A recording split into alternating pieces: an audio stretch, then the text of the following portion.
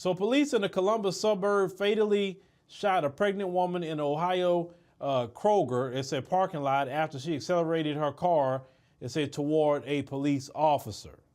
Now that's what they saying at first, but we know when we watch the video, she asked, while y'all trying to tell me to get out of the car, what did I do, etc. That cop was standing in front of her car with his gun drawn. That didn't make any sense. Now, Takia Young, 21 of Columbus, died Thursday evening in Blendon. They say a Kroger employee told officers, who were at the store on an unrelated matter, that multiple people were fleeing from the store with stolen items. Blendon Police Chief John Belfer said that included Young, who had allegedly taken multiple bottles of alcohol. They say one officer went to the driver's side of Young's car and told her to stop, Belfer said. It said while the other officer moved in front of the vehicle. It said Young then put her car in gear and accelerated forward. It said, and the officer directly in the vehicle's path fired one shot through the front windshield. It said Young's car then traveled about 50 feet before coming to a stop, it said, on the sidewalk outside the store. Now, she was pronounced dead a short time later.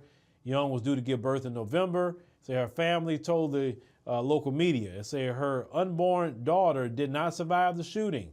Young was a mother of two sons, 6 and 3. Now, the Ohio Bureau of Criminal Investigation is leading the investigation into the fatal shooting. They say the names of the two race soldiers and further information they say about them, including their ages and race, and say have not been released. They say, of course, we know they were all white. We've seen that in the video.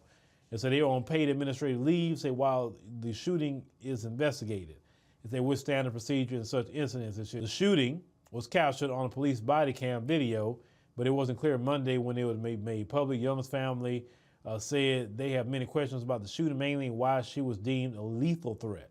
It said she stole something from a store. It said you didn't have to shoot the woman.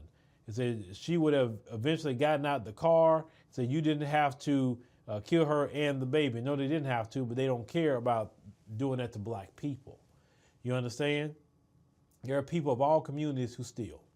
That's not subject to one group of people, but they feel like they have a green light to do this to black people. It's just that bottom line. So once again, we've seen a race soldier kill a black person. For what? For nothing. For something that's probably less than freaking $20.